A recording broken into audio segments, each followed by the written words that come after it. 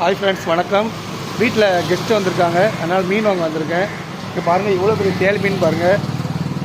4 kilo இருக்கா அந்த மீன், டேமில் உள்ளது. குழம்புக்கும் நல்லா இருக்குமா, பொரிக்கிறதுக்கும் அவ்வளோ டேஸ்ட்டாக இருக்குமா. பாருங்கள், நம்ம அண்ணன் எவ்வளோ சூப்பராக வெட்டுறாங்கன்னு பாருங்கள். மீனை பாருங்கள், ஒரே தேல் மீன் தான் இவ்வளோ பெருசு இருக்குது.